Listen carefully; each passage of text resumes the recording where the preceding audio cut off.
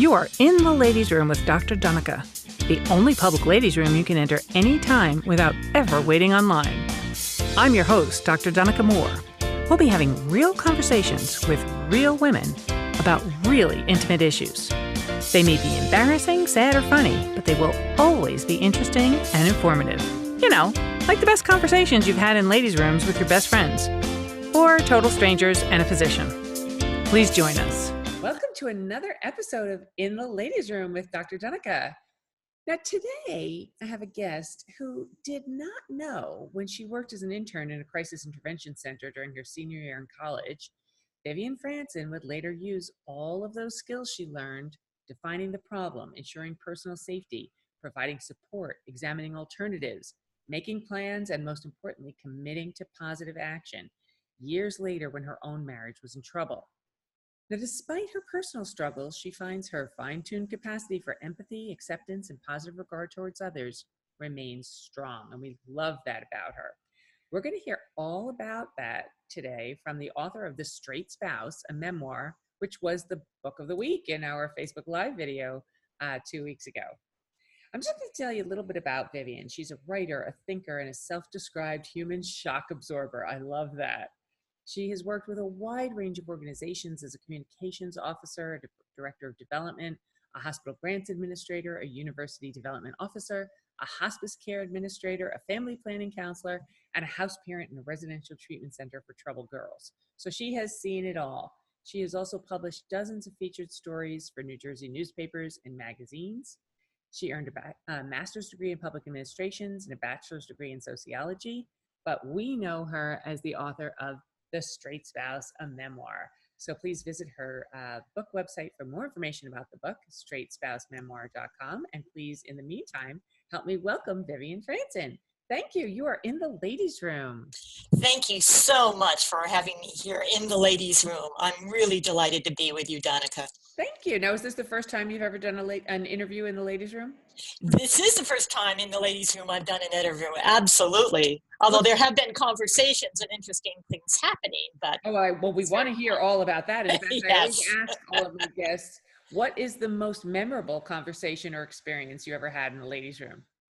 And I'll tell you, actually, two experiences come to mind. Okay. One is in the corporate setting. I was walking down the hall to the ladies' room, the executive conference room, and right up ahead I saw a cluster of people kind of spill out of the room, all dressed in suits, 5 men and a woman, and they were walking down the hall. I was walking behind them, and I could tell they were having some kind of very lively debate going on. And then all of a sudden up ahead, all of them just turn left and go into the men's room. Including the women. Yes, five executives, male, plus a female vice president who was in the middle of making her point, and she wanted to finish her point. And it made a real impression on me, because I realized even when you're a woman with a seat at the table, there are times when you have to defy convention and make sure your voice is known and not be left behind. And of course, I went in the ladies' room. Unfortunately, the sound barrier didn't allow for me to hear what was going on. But they, all 6 of those, stayed in that men's room for some time. I thought that was. We don't know what the reason was. We don't know what the reason was. The other memorable experience that comes to mind is in another corporate setting, and this is the early days of the cell phone. And I was in a stall, and 2 stalls away, I hear this woman not talking to her family, not talking to her boyfriend or husband or whatever, but actually conducting business on her cell phone in the stall with the sound of flushing toilets going on in the background. And I could not believe it. Did she not know that those sounds can get picked up?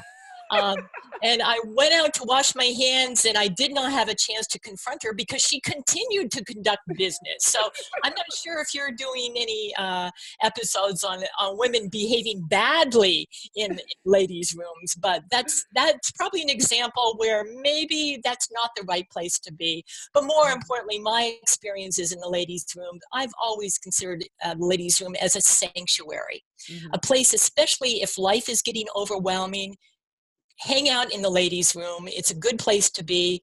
And especially I'm one to go in and just splash water on my face. It makes all the difference in the world to just help you get centered and grounded. So Absolutely. Well, regarding your woman who was on the phone doing business, I have to say she was doing business while she was doing business, while she was taking care of her business.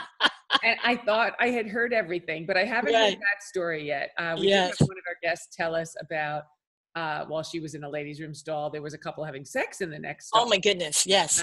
And I have taken business calls in very unusual situations, but never actually in a toilet.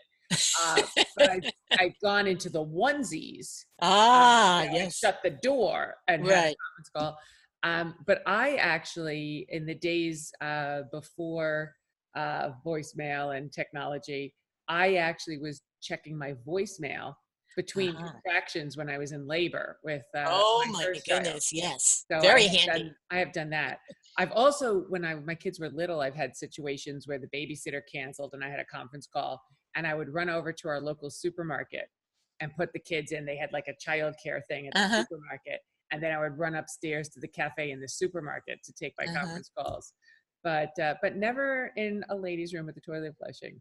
Yeah, well, telephone etiquette is something that we sometimes, take for granted and we don't realize. And again, there is a mute button. So if you were on a conference call in the ladies' room, you probably could handle that one all right. She might have done that. I actually just started watching that great series, The Marvelous Mrs. Maisel. Have you seen that? No, not yet. Anyway, so she's a comedian and she starts out in a very small club, and the stage is right next to the men's room and the ladies' room.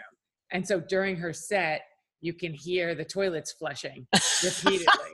And she says, you think somebody would have done better planning, like putting the restrooms on the other side of from the stage. Anyway, so with all of that jocular introduction, I gave a professional introduction for you, but of course we're here for you to share your very, very personal story about what happened in your marriage and also what motivated you to write a book about it. So maybe it's easier to start with that question than the first question. Well, thank you for your lovely introduction. And yes, my book is a love story about being married to a man who turns out to be gay and how I deal with that in unexpected ways. Okay. So it's really my perspective. Is interesting as it may be for people to hear about the coming out stories of people. I really think when it comes to the people who are impacted on that, it's precious few books are written from that point of view. You can find books about people who write about when their mother or father come out as gay or lesbian, or their son or daughter come out as gay or lesbian, but very few people actually write their story about being married to someone, which is one of the reasons why I wrote the book. I would have done anything back in the 1990s if I had come across a book like mine, because frankly, my book covers from 1990 to 1994. And just for a little perspective, that's at the height of the HIV/AIDS epidemic, when it was nothing but a death sentence back in those days. And for a little context, even, this is before Oprah. Before Oprah that I knew. She was very much around, but I never started watching Oprah until like the middle of 1990. So to be perfectly honest, I thought I was the only woman in the whole world who's ever gone through this, who was actually married to someone who turns out to be gay and not have a clue about it at all. I tried to look up some numbers about how frequent this is. And I wasn't able to find any good data on that. You and me both. I do mention in my book there's some studies that have been done. Unfortunately, it's not something that you find on the census form. Right. It's not on an insurance form. How do you count people who would say that they're married to somebody who's gay or bisexual? That's a really private, personal question. I have heard a number, and it's in my book, that around 2 million people are in situations where they're married to somebody who is gay or bisexual. And actually, that's a good place to start, because a straight spouse, that's a term that was very foreign to me. I've been told everybody knows what that means these days, but I don't want to assume they do, because if you happen to be straight and you happen to be married, that doesn't mean you're a straight spouse. A straight spouse is a term that's useful for sociologists and other people. It's a kind of utilitarian term to describe somebody who is married to somebody who is gay or bisexual.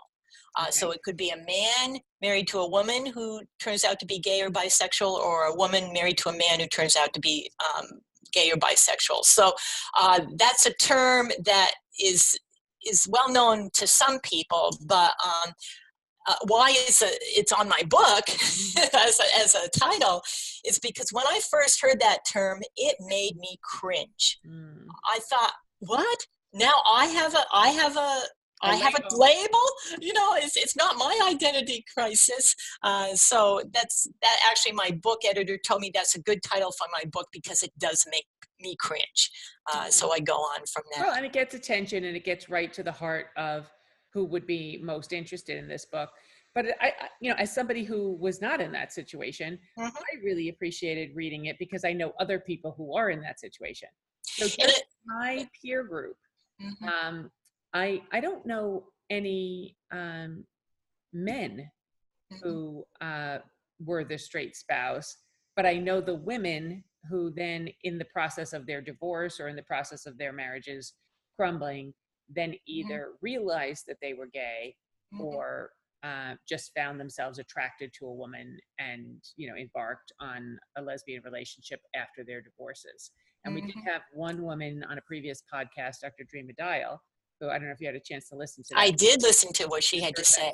Yes. And we were talking about migraines, but it came out in that story that after her divorce, she met a woman who she fell in love with, and then, you know, realized that relationship wasn't good, but then met a subsequent woman who she had a great relationship with, who she's still in a life partnership with now. So tell us your story. How old were you when you met your husband? Right. And I will tell you the story just before I forget, though. I do want to mention that 2 million figure, that is something that's equivalent to the size of the population in Paris, France, and also equivalent to the size of the population of Philadelphia, Pennsylvania.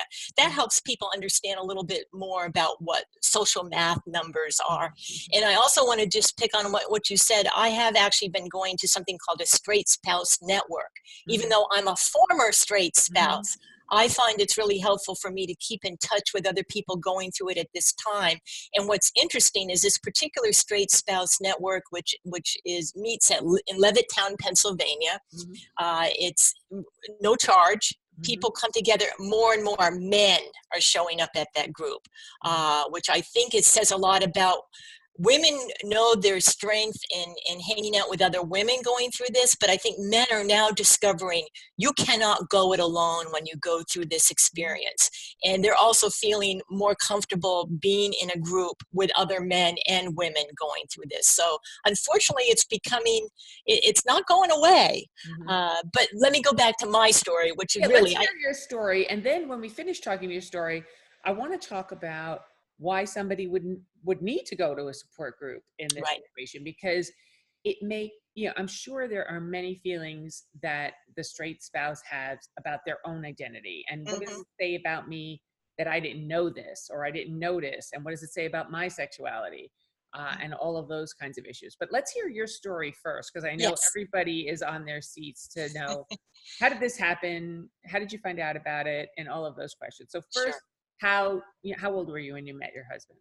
I was in college. I was a freshman in college. And so I was 18 years old when I first saw him and met him. And actually, he was the boyfriend of my roommate. Ooh, the plot thickens. Well, and you know, I was pretty naive in those days. I never knew there's kind of a rule, thou shalt not date thy roommate's ex-boyfriend, but I was clueless about that. We were friends. And so we both, Victor and I, met at college. It happened to be a Bible college, which makes it a little bit even more interesting.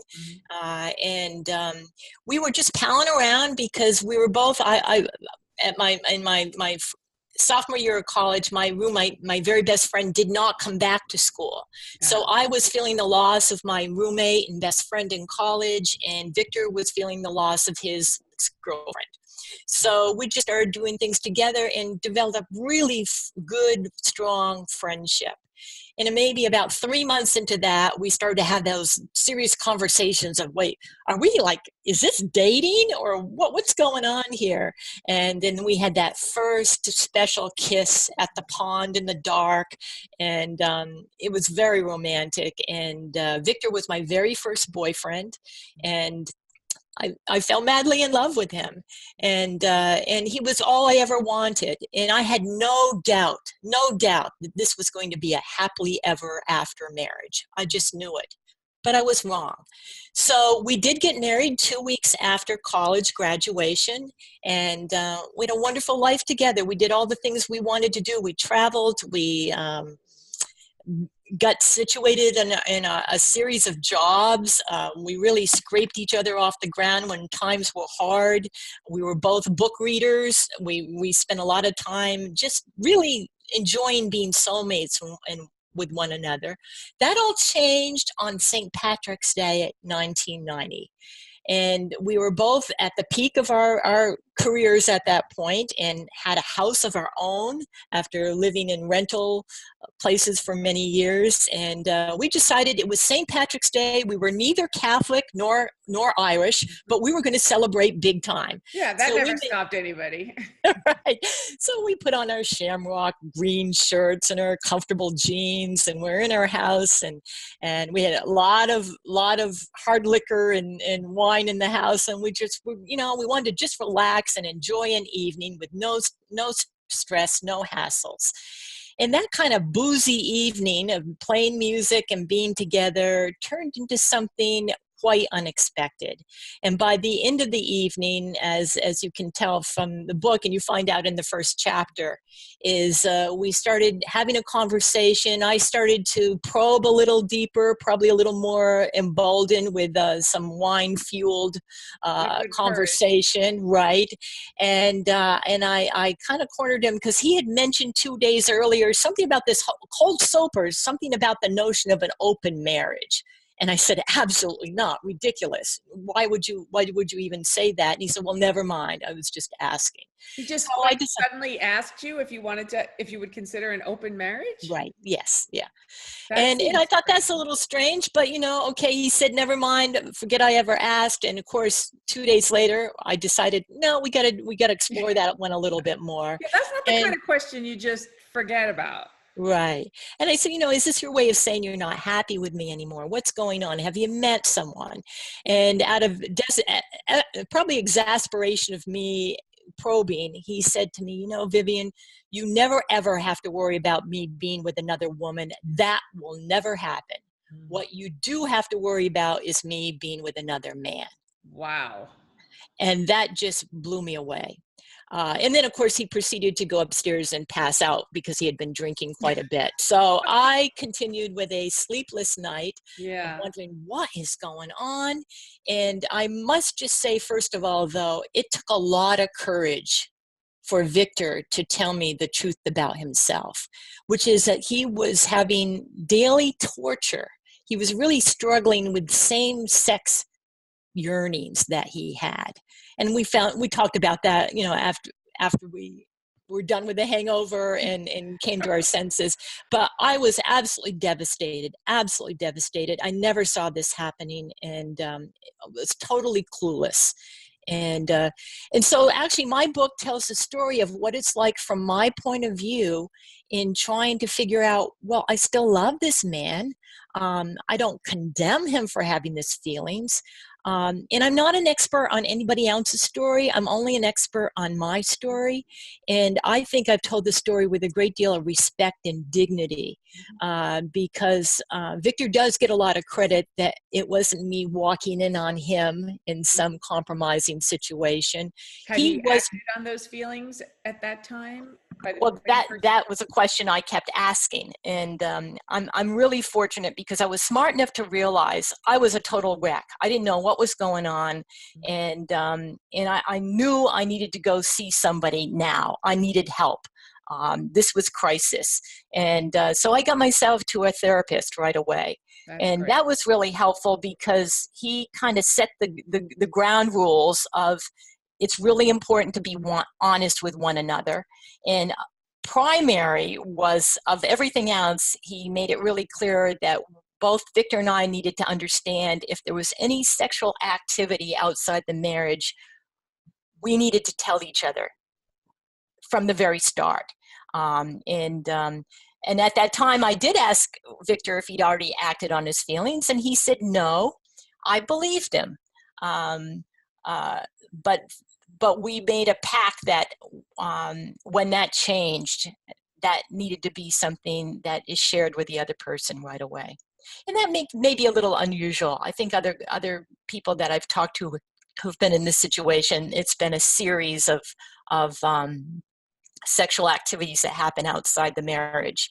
And, I can't tell you Victor's story, but I can tell you at that time, I believed him. I can also say that I made sure to get HIV/AIDS testing at least 4 times over several years, just to make sure that I hadn't had some unexpected exposure. And did you intend to stay married at that time? I was determined to make my marriage work no matter what. I didn't know what was going on with him. I knew he needed attention, and I wasn't the one to give him attention. This was an issue for him to figure out for himself. And I immediately went to all the books I could read about it. And there weren't too many out there. There are certainly books about sexual identity, not so much geared to somebody to help somebody else, especially you happen to be married to that person. But he, like most people, needed time to come to terms. All right, so I think everybody who's listening is wondering at this point, why did you decide at that point to make your marriage work no matter what? And did you continue having sexual relations with him as well? Absolutely. We had a great sex life. That was part of the puzzle of what's going on here. And you'll find out in the course of the book, all these kinds of twists and turns happen. It's not a straightforward process. Victor did get himself to a therapist as well. And also, he also started taking Prozac, which I think helped him with his depression. Actually, he quit smoking, and that was the trigger for him. He had been a pretty heavy smoker. He became a runner. He stopped smoking, and then he had started having trouble with sleeping. Mm-hmm. So he went to his doctor and said, I'm having trouble sleeping. And the doctor said, well, what do you think about when you're not sleeping? And he said, well, I think about being with men. Mm. And the doctor just dismissed that conversation and said, well, we'll give you some Prozac and see how that works. Wow. That's what Victor told me. So again, this is back in 1990. People, I'd like to think things have changed since then. But I'm a little off track here. What were you asking me specifically? We always go off track in the ladies. There's no such thing as a track. This is the whole concept is we talk about things the way we talk about them in the ladies' room. Right. So, we could be talking about one thing and we wind up another. But what we were talking about is why it was so important to you to maintain your marriage. Yes, exactly. How, if he wanted to have sex with other people, how did you accept that as something that was now like a new rule? Mm-hmm. I assumed that when you got married, you assumed that you were going to have fidelity in your relationship. Right. And I also realized that people change over time too. For me, and I was so determined to make the marriage work because I believed sexual activity was not going on outside the marriage. That doesn't mean that life is beautiful for him though either. And I knew he was struggling with, he called them same gender feelings.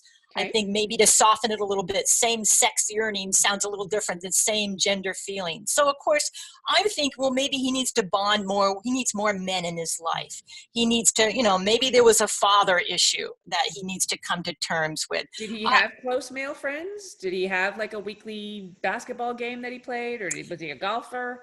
Did he have male bonding on a regular basis? He did have male bonding. He did have male friends. He was the life of every party. And that is one of the sad things when you're in a couple and everybody really wants to hang out with him. I'm kind of like the sidekick. He was the charismatic one who could easily make friends with everyone. A counselor by training. He did move his career into an IT computer world, but he always had friends. Whether he had the quality of a friendship with a man that he really wanted, that's a question for him. But to your original question about me being so determined to make the marriage work, I really believed love conquers all. Right? I mean, I really believe that hook, line, and sinker. And I really felt that I needed to give him as much time as he needed to figure this out. And as long as he wasn't acting on his same-sex feelings, I would give him the time that he needed to come to terms. And that took about 3 years, which actually they've done some studies to show that's usually normal, 3 to 4 years of people. So you live in this limbo, which is what's so hard, because I don't have any control over his sexual identity and his own journey. And there was also some alcohol involved too. So he needed to come to terms. I think that's a common thing that people who are having issues may self-medicate with alcohol. Well, and alcohol, ironically, many people who are depressed or have anxiety issues turn to alcohol. But of course, the irony is that alcohol is also a depressant. Yes. Alcohol also makes everything worse. Mm-hmm. So did he have issues with alcohol before this disclosure, or before your St. Patrick's Day party, or just Yes, but he's never missed a day of work due to alcohol use, usually on the weekends. My Italian husband, wine and alcohol were part of our everyday life. I don't know if he would. I can look back now and suggest that maybe he drank more because he was dealing with other issues in his life. But there was never any drinking when you're driving a car, operating dangerous equipment. It was controlled drinking. Okay. And he got that under better control. Okay, so it took about 3 years for him to act on his same gender feelings. Right. And did he tell you about it? Did you find out about it? Or how did that change the dynamic? Well, again, he's quite unusual as far as I know, and I believe him, and that is he actually made the decision to leave the house, to move out before he acted on his feelings. And did he tell you he was moving out, or did he just come home one day and he had moved out? It's even worse than that. I came home from work, and there was a message on their answer machine, and it was somebody responding to Victor's inquiry about a room to rent. So that's how I found out, oh my, have you made a decision and you're not telling me about it? And so much for full disclosure and the pact. Right. Well, he was getting things lined up. And actually, the caretaker that I am, when I found out he was going to rent a room, I said, come on, Victor, you could do better than that. You're not going to be happy in a room, some house. You get an apartment, make sure it's in a safe place, And so it almost sounds like you reacted as though you were his mother. I mean, that's how I would react if I heard a message from my son that would, about renting a room. I would react that way. But what are your feelings in this? Yes. You're so good to ask that question, because that's part of my story, why I think it's important for people to know. I consider myself a full-time thinker and a part-time feeler. I'm not one of those women that just is a gush of feelings. I've always wanted to figure things out and think about them. And that happens sometimes. People who have grown up in difficult circumstances, you don't really have the luxury of going around saying, oh, how I feel today or how I feel yesterday. You think about how do you get through the day? And life is a puzzle, and you try to figure that out. So you had difficult life circumstances long before you met Victor. Right, which made him even more special because he was kind of my knight in shining armor, and we're both rather unconventional people as well. That we had our own way of thinking about things and our own decisions about how we were going to live our life and what we're going to do to help other people, and that. So the role of feelings, and that's what's important in my book. I actually got myself in some serious trouble along the way. Victor was going through his whole issues, but I was kind of kept it all together because at the same time I had my dream job. So in my career, my life couldn't be better. In my personal life, I had this heavy burden that I didn't know what I could do to be helpful except be patient and be loving. Well, and it sounds like you also were really, really repressing the feelings. Right. So just because you're not expressing your feelings or acknowledging your feelings, and I'm not a therapist, but I know enough therapists to know that just because you're not expressing them or acknowledging them or acting on them doesn't mean you're not still having them. Exactly. And that's exactly what happened with me. At first, my book, I was thinking about, my working title was called Circling the Drain, because that's really how it felt. And then I thought, oh, that sounds so depressing. Who wants to read a book about circling the drain? But that described how I was. So I upgraded it a little bit to Grasping at Straws, a personal journey of rising above despair. And I had a book coach that said, Vivian, first of all, it's a cliche, grasping at straws. But nobody wants to read a book that has despair in its subtitle. So I got rid of that. But that really does explain my experience, that I was just hanging on to the possibility that maybe this wasn't true. Maybe he would go through his whole journey and then find out, well, I guess I'm not gay after all. And I was willing to hold out for that slim chance, but that's not what happened. And with my journey, what happened is when he decided to move out, it wasn't a deliberate decision, but things really crashed around me. I still kept my job, never missed a day of work, but my will to live was really in question. And what happened with me is I just stopped eating. I just had no appetite, completely lost my appetite, and realized, gee, I'm alone now. I have a dog. Thank goodness I have that dog. I had to feed the dog. But I ended up being in a pretty dark place. And my life became a series of self-deprivation. Like, just since I didn't have any control of anything else going on, I did have control of what was happening with my body. And lo and behold, I started losing weight. When you stop eating, you lose weight. Amazing how that works. Yeah, how much weight did you lose? Well, it was pretty drastic. And at one point in a 3-month period, I actually ended up being 106 pounds. And I'm 5'10". So wow. 106 pounds. And what were you before? Oh, my average weight, my wedding day. We always love to talk about our wedding day weight, right? I was 135, okay. But my more normal rate is 150, 160. Wow. That's a normal weight for me.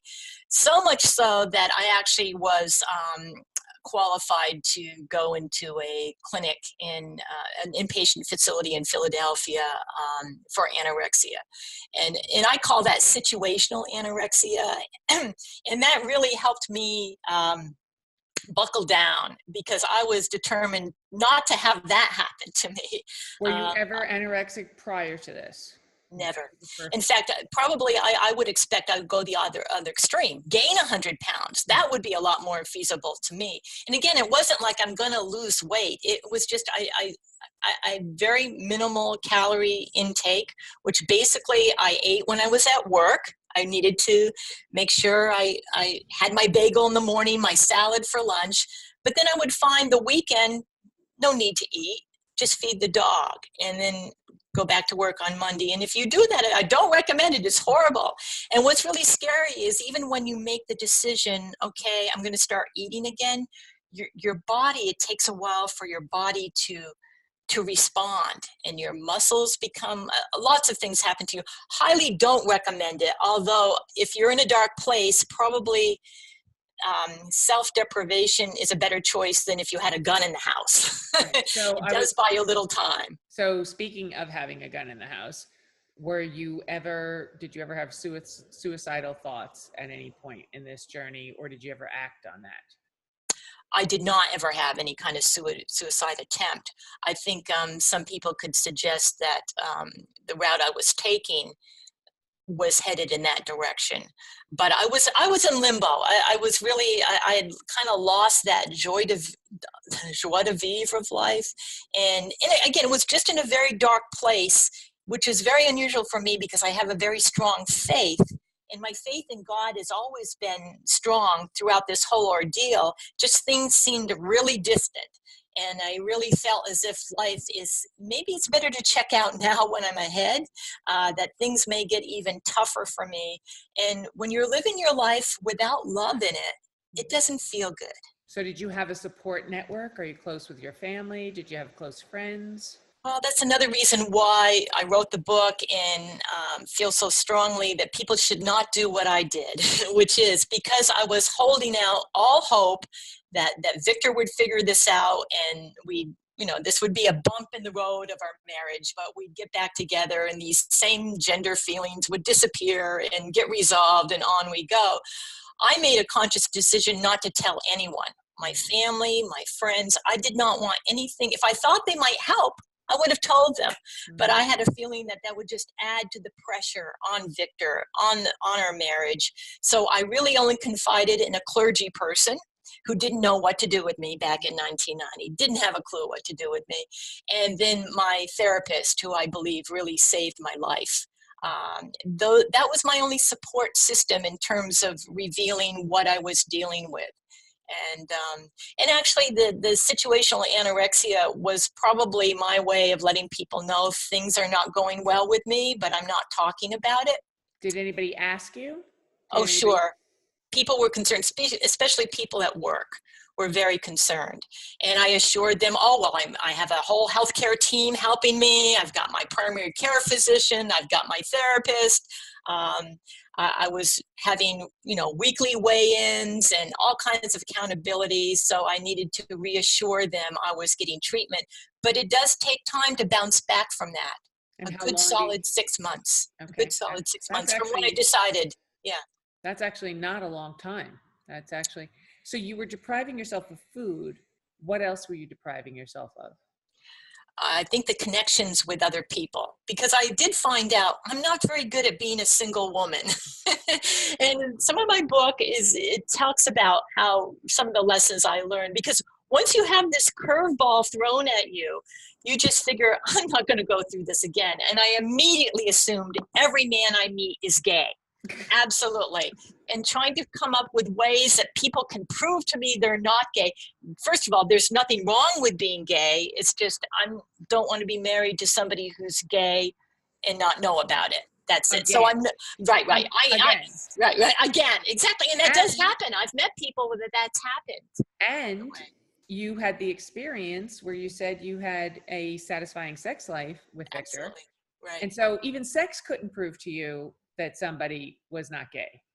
Not at all. And it's very clear to me, it's important for people to know I'm not anti-gay, far from it, but I am anti-secret. Mm-hmm. And I really hope I can reach out to people to encourage them that, it's important to speak their truth and to live their truth, preferably before making marriage vows. But that doesn't always happen, Or even once you do make marriage vows, people right. do change. People come to the realization that things are different, or maybe they had suppressed feelings in their lives. Mm-hmm. Victor eventually did tell you, mm-hmm. but then, there were, other duplicitous things that happened after that. Yes. So, and I think you were being so supportive of him that he didn't really have to step up to the plate, and you were taking it out on yourself, whereas mm-hmm. many women would take it out on him.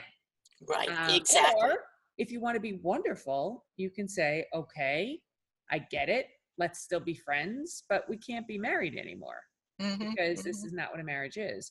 There was actually a Mormon couple who's been very outspoken about their journey, where she actually knew he was gay before they got married. supposedly had not acted upon those feelings, and she loved him and they were best friends, and they decided to get married anyway and had 3 children. And then he got to the point where he decided he needed to act upon those feelings. And then she got to the point where she realized, yeah, I've been living with a man who doesn't desire me.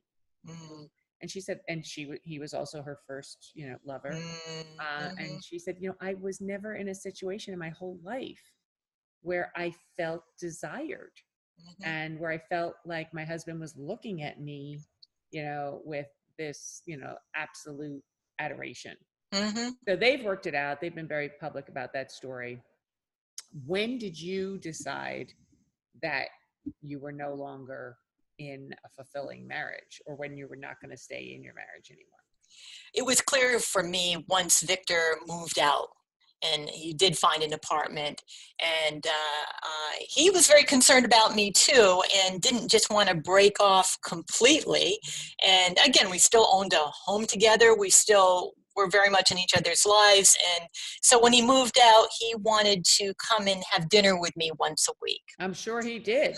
I want to come and have dinner. Right. Catch up with me. So we did that, and the rule I had was, well, we'll continue to have dinner until you start acting on your feelings, and then we'll reassess this. Okay. And so he moved out in January, and lo and behold, on Valentine's Day, on the 14th, which happened to be Sunday, I went to my door, and there was Victor unannounced with a pet rabbit for me, which I had this big thing about rabbits. So it's a real, of course, come in, bring this rabbit. Where's this rabbit? Well, I had this rabbit for you. Happy Valentine's Day. And then he announced, I guess I won't be coming over for dinner on Thursdays anymore. Okay. And that's when I knew that he had acted on his feelings. And so wait a minute, you were still having dinner once a week, but you were cooking. Oh, he always did the cooking. Oh, okay. Just clarifying. Thing about him. And again, there was never, you mentioned earlier with the Mormon couple, for us, sex was always good. There was never a problem in the bedroom. I always felt like Victor made me feel like the most cherished woman in the world. Masterful lovemaking. So again, that may be unusual, not everybody's story, but it came that much more as a curveball because I didn't understand, what's going on here, what's wrong with me, which unfortunately is what a lot of people think when something goes wrong in a marriage. And it's like women to try to take ownership for somebody's issue and try to help them along. And I had failed. Although he succeeded because he came to terms. What you will find out in the book, though, is even though that all happened and then Victor went on to have all kinds of adventures. That's one way to put it. Well, and he would call on the phone and want to tell me all about it. And then, Victor, no. Did you ever say, I'm not your therapist? Right. And I clearly did. And I had to set some boundaries that, And did you ever say, I'm not your wife anymore? Or how long did it take you to get? Well, that was one of the issues. And I have such compassion for anyone who goes through a separation or divorce. There's so many complicated things that happen. And you still are concerned that what is he doing that I might still have some liability for? Things I had gone to a lawyer and started the process, but I really felt strongly I wanted him to file the papers. I was also at that point in time very concerned that nobody know the reason why. Right. I did not want it to be, actually he had an employer that paid for legal benefits. And the last thing I wanted was any kind of discrimination for him in the workplace. So I made it very clear, let's not talk at all about the underlying issue here. Let's just talk about we're having a divorce. And back then it took a while for that to happen. And of course, this is before there was same-sex marriages. So I thought, well, there was no incentive for Victor to even go through a divorce proceedings, right? But what about you? What about me is right. Well, this is not just me saying this. This is everybody who's listening is saying this. Right. I felt really strongly. I wasn't the one that I wasn't willing to violate the marriage vows. They were important to me. They were sacred to me. I didn't change in my love for him and my commitment to the marriage. He's the one that changed. So it was probably a point of pride for me that, and first of all, marriages fail. People don't necessarily fail. The marriage fails. And as far as I think, and so. Well, I agree with you in many cases, but people also fail.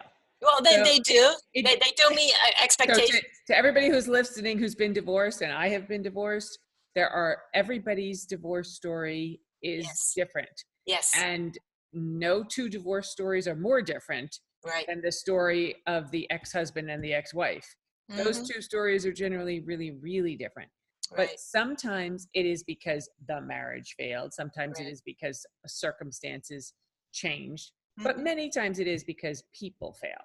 Right. So I have to answer that point. But how long did it take? So did he eventually file for divorce, or how long did it take you to get divorced? He did. So the book starts in St. Patrick's Day, 1990, and it actually ends, the end of the book is December 1994, when the divorce becomes final. Right. And I must say, though, that doesn't mean the friendship became final, because you still have love for somebody. You still want the best for them. In my particular case, and like you mentioned, the Mormon couple, sometimes people figure out how to do a mixed orientation marriage. That wasn't for me, but some people do figure that out. And also, a lot of times people have children, which really complicates the matter too. And in our case, we were child-free. Right, we were child-free by choice, which I think in some ways makes it easier for me to tell my story. I must say, I almost envy people who have children, though, because in a way you can kind of focus on the children. Right. And in anybody who has a failed marriage, just about anybody I've talked to who have been divorced, if they have children, they always say, well, at least, because I was married, I have these wonderful children in my life. So why were you childless by choice? Was that your choice, his choice, or a mutual choice? We were child-free from the very beginning, way before. Actually, in college, we took a course on the sociology of the family. And we were just really intrigued. They were talking about all the different kinds of life choices that people make. And we did one unit. I remember we were reading about people who actually make a decision not to have children.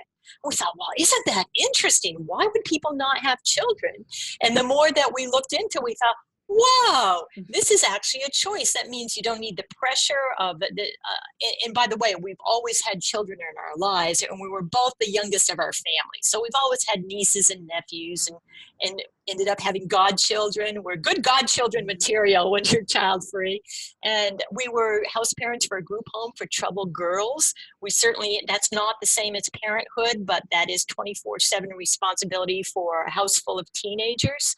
And we just really felt strongly, for lots of reasons, that we didn't have to create or adopt our own children, that there were plenty of children in the world that we could have in our lives and not have to be kind of the cookie cutter way of conforming. And we actually, that's always been a clear decision, but we never wavered in that. We really felt good about the fact that we were child-free. Well, good for you, especially for the part about, I really do believe it takes a village to raise a child. So there are many, many ways to help raise children without being the one to give birth to them. Right. And that certainly makes your situation, a lot easier in any respect. And certainly any divorce where children are not involved is much easier, and much less complicated. But certainly when there are these issues. Now, how did you make the decision you went from not telling anybody other than your therapist about this, and your clergy person who didn't know how to deal with it, about the situation, to writing a book and telling everybody? So I know, isn't it interesting? All these years. I really thought, and actually it took me 6 years and 8 rewrites to write this book. I think way in the back of my mind, I always thought maybe I should write this. I did keep notes, not a journal about my feelings, but I did keep notes when I was seeing a therapist. I just thought, I want to get the best bang for my buck with my therapist, and I want to be prepared, and I want to be not long-winded. So I used to take notes on my therapy sessions after and before. And fortunately, that was pretty revealing, a lot of that information. So for me, I needed that period of time. A good memoir requires reflection. You need to be able to step back from it and look at it, and so that's why I needed to let some time happen. But you're absolutely right. I went from thinking that I don't want anybody to know, especially now I actually am in my second marriage. Yay! And we want to hear that story. We will tell about that. But it was important for me to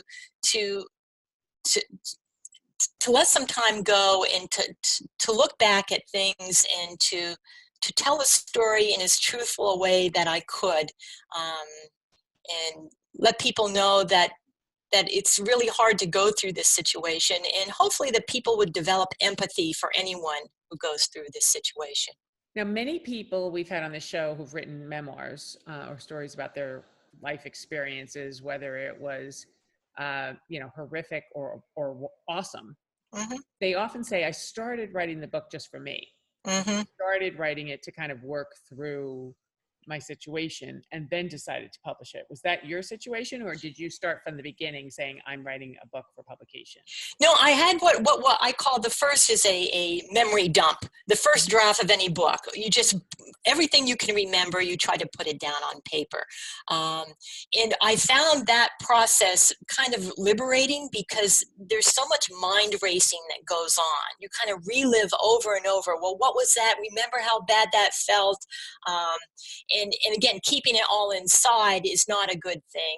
I really feel as if, I moved from this happened to me in my mid-30s.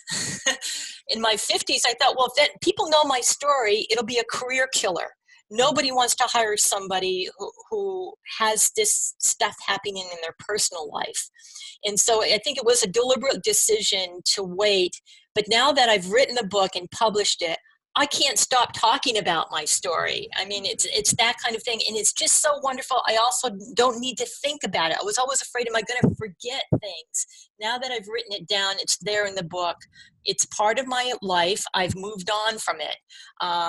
But it's important to record what that was like. And again, hoping especially anyone who has a friend or a relative or a loved one who goes through this situation, to let them know, first of all, you never get over it. You just never get over it. You absolutely can get through it, but you cannot do it alone. And so my decision I was smart to get a therapist, but my decision not to involve anybody else during that time was part of me getting myself in some trouble. So hopefully people will see, it's okay to talk about. It's okay to figure out what will happen and move on. So the great thing about the book is it's your story. It's not his story. No. But I assume you had a conversation with him before the publication, letting him know that you were going to be publishing this story. Oh, that's one of my favorite questions, because I did, and I have not been in touch with Victor. That's been my decision. I think he probably still wanted to be in my life, but I can have compassion for Victor, but I don't need the drama of Victor in my life anymore. The best comment I ever heard about that was actually, I don't remember who said it, but it was a pastor. And he said, I never tell somebody, that you can stop loving somebody, but sometimes you need to love people from afar. Right, exactly. I love that way to say it. And I love the Victor I knew. I loved him to pieces. He's a different person now. He has different choices and his life is different. So what I needed to do, thank goodness in this day and age, you can find anyone, right? So first I had to do was to track him down. So a year ago, January, when I knew the book was coming out, I needed to track him down for two important reasons. One is I needed his written permission to use lyrics from the song that he composed for our wedding. They just are really important to me, and I wanted to include that in the book. But even though it's not a published song, he wrote the song. You need written permission for that. And also he had written me a letter and I wanted to use excerpts from his letter from him to me. And little people may not know this, but if you write a letter, you actually hold the copyright to that letter, just because it was written to me. So those are two very important things that and if he had said no, I would have paraphrased it, but he wrote in such a way, I thought it really helped the reader see who he is and how he talks about himself and what he reveals about himself. And again, pretty personal, private information. So I tracked him down. I gave him a call. Found out he's living in Florida. Mm-hmm. And I let him know, well, I'm getting ready to publish our love story. And I said, and I need your written permission about 2 items. And I said, would you like me to read them over the phone to refresh your memory? And he said, oh, no, don't do that. You'll make me cry. So I said, okay, well, let me mail it to you. And so I did. And then he let me know, well, when the book comes out, please let me know so I can buy it. I said, no, Victor, you get a hot off the press copy of the book when it comes out. So he didn't read it before it was published? No. He knew enough not to even ask, I think. And I would not have let him read it before. Because I made it clear it was my story. He obviously is an important character in the story, but it's my perspective. And I did assure him that it was a story I believe has been written with respect and dignity. So I send him the book, and I'm waiting for him because he let me know he got the book, and he says, and Vivian, I want you to know I will read every word on every page and give you brutally honest feedback. Mm-hmm. And there, well, I didn't really ask for that, but that's great. He's going to do that.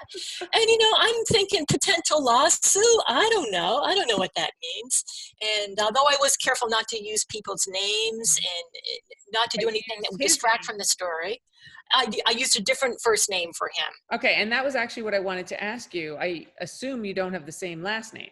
That's true. We've always had different last names. And again, that's part of the unconventional part that we are. I always never changed my name. Always had my maiden name. So I never changed my name either when I got married.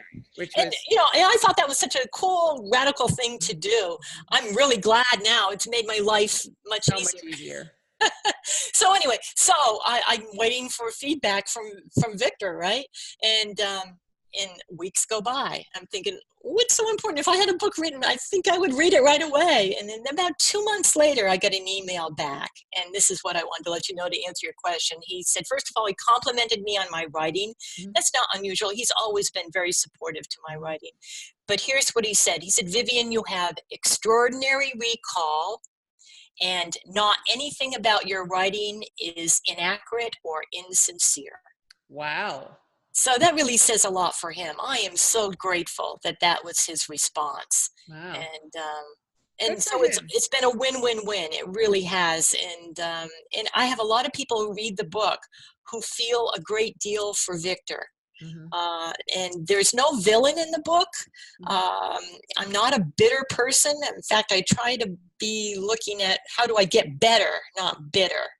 I do understand when this happens to other people that they are incredibly angry and bitter and feel betrayed. That wasn't my experience, but again, I'm not the conventional straight spouse. As you said, also you didn't walk in on him, on flagrante, and you didn't discover things, and for the most part, except for him moving out and not really handling that so well, for the most part, there was some honest disclosure. This would be a very different story if he had been having multiple affairs, for years before he told you, or if you had gotten an STD, or, if you had children, or, a number of other ifs that had happened. But I'm wondering if you have a second edition of the book in mind to tell the rest of your story, because it sounds like, of course, everyone who's listening wants to hear how you met your current husband. And then, what happened after your divorce, right? How you started dating again. We actually have a great podcast episode we did with a woman who had been divorced, who's a Chicago Tribune columnist, Sally Higginson, called "Losing Your Virginity After Divorce." And that whole issue of like, how do you get it together to date again? For me, I know it was very stressful just going on a first date. I hadn't been on a date in 25 years, or 26 years when I got divorced. So like, how did that all work? Absolutely. I can't agree with you. I mean, I agree with you so much of what you just said, because I had, again, Victor was my first boyfriend. I never even dated anybody else in a serious way. And so I didn't know what to do. And I thought, well, it's a little late to call my mother about this, or my sisters, or my therapist, or Victor. Victor could give me some hints. And so I thought, well, what about all those Self magazine articles? I'd I always love skip Self magazine Oh, I articles. know. I would always skip the ones on dating because they didn't apply to me, right? And in I did have some adventures, which the book talks about, because I was just so fixated on whatever I do, make sure I fully disclose what I'm all about, right? And let people know. And firm believer, I have some a background in family planning, so safe sex is really important to me. And above all, do no harm with anyone, right? And so anyone I was with, I would tell a bit of the most important part of about my story, and I would just be so focused on, if you have even a gay bone in your body, I want to know about it. Full disclosure. And there were some adventures and some learning that happened. As it turned out, I started working in a bookstore, and soon after my divorce, basically because I didn't want to stay home and wallow in self-pity during the holidays. I just thought, I'm not going to do that. I want to be out with people. So that was in addition to your previous employment. Exactly. Yeah. So, and so I decided there were one of the big chain bookstores is opening up a store in my neighborhood not far. And I thought, well, I want to find out what that's all about. And I loved hanging out with all these younger people, shelving books. It was just a very therapeutic thing for me to do. And I love books to begin with. And you also learn to flirt in a bookstore. And I had some experiences there too. But fortunately, one came in who turns out to be my husband, who has been incredibly supportive about me doing this book. Not every man would think this was a great idea for me to be focusing so much on a previous marriage, right? The only thing that he's required is that when I introduce him now, he wants people to introduce him as my second husband. So there's no confusion between him. And I think that's a fair thing for him to ask. So right. That's he is not fair. Victor. Is he worried that if you ever have any problems in your relationship that you'll be writing a book about it? That's a good question for him, and I have played a little bit. Well, that will be good for the next book, but it's not the same drama. Love stories don't sell that much if there's not a lot of conflict and drama, right? So we'll have to work on the conflict and drama if that happens. I'm right now so focused on helping people understand this book, and I'm also helping other people write their own books. I'm finding a lot of satisfaction there. I may be one of those, one-trick ponies, only one book. I'm not sure, but I don't regret at all writing this book. And like when we first started, every time I'm speaking with a group, I get a lot of people who come to the website. I get a lot of people who reach out to me to say, well, I know somebody that happened to. And I say, oh my, tell me more. And they say, oh, she never talks about it. And it's like, well, people aren't going to understand what it's like unless they talk about it, which again is a good segue right into the fact that there are straight spouse network groups. And they weren't around when I was going through this in the 1990s. But in particular, let me just mention, there is a Dr. Francine Barbetta, and she is Levittown. She does this as a volunteer. There's no charge. She actually is a former straight spouse. She wrote this book, A Pebble in a Shoe, The Diary of a Straight Spouse, back in 2008. She's a psychotherapist that specializes in people dealing with straight spouse issues.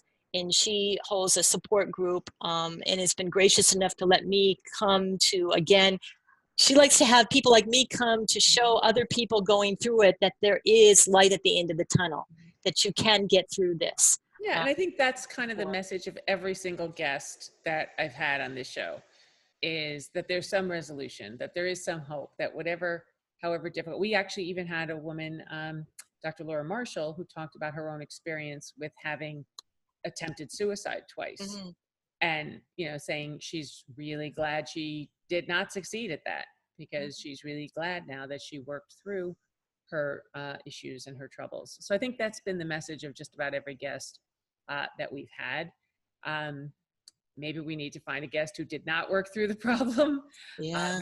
But I think in general, when people haven't worked through whatever the problem is that they're wrestling with, they're not ready to talk about it. We've had guests talk about their experiences with domestic violence. We've had people talk about their experiences with terminal breast cancer, you know, and everything in between. But I think always there's this great sense of accomplishment and fulfillment when you do get to the end of the other end of the tunnel and your story is able to help other people. Right. So I could talk to you all day, but unfortunately we have to wrap up. Just tell me, for everybody who's listening, everybody wants to know about the new dating part. What were some of the valuable lessons you learned when you were dating the second time around? I learned that not only is it important to make sure that somebody is open about any same-sex yearnings that they have, but it's also helpful to ask the question, oh, by the way, are you married? There are plenty of men out there who feel like, gee, it's a don't ask, don't tell. Yeah, I think we can all talk about that one, right? I actually went on a date with a guy who I had met on Match.com who was, not particularly exciting. I was kind of bored. I was just making conversation, and Christmas was coming, and I just said, so who are you spending the holidays with? And there was this long pause, and I was thinking, that doesn't sound like a difficult question. Right. And he said, my family. And I was like, oh, so who's in your family? And he said, my 2 sons and my wife. And I was like, whoa, okay, well. And he said, he realized that sounded inappropriate. And he said, no, but my wife is fine with me dating. And I said, well, what is it about that you know about me that makes it you think that would be okay with me? Good for you. Good for you. As I was leaving. Yes, exactly. Well, and I also hasten to add that think about, I have a great deal of compassion for people in the whole coming out process, because straight people, we don't have to come out as straight, right? And I'd be interested as a physician, is that important information for a physician to know somebody's sexual identity these days? Is that a question you cover? Yes, it's important for us to know for a number of reasons. First of all, so we don't say anything that's offensive. And I learned that when I was a baby doctor. I was in my internship, and it was 3:00 in the morning, and I saw this woman in the emergency room. And, I went through my litany of questions. She was in for abdominal pain. So one of the things we always want to be very careful about with women with severe one-sided abdominal pain is we're thinking, is this appendicitis or is this a tubal pregnancy? And which is, both can be life-threatening. But so we want to make that decision as quick as possible. So I said, are you sexually active? Yes. Are you using contraception? Yes. Are you trying to get pregnant? No. And I just, in my fatigue and frustration, I just said, well, how does that work? If you're sexually active and you're not using contraception, but you don't want to get pregnant. And she said, I'm gay. And I was like, okay, I want to go to bed now. So that heightened my future sensitivity. That also was in the late 1980s. So, I was not as fully evolved at that time. So that's one reason, because you don't want to say anything stupid. But the other reason to know is that, there are many different risk factors in women and men who are gay versus straight. And one of the common questions I get from women in their frustration is, why does my doctor need to know how many sexual partners I have?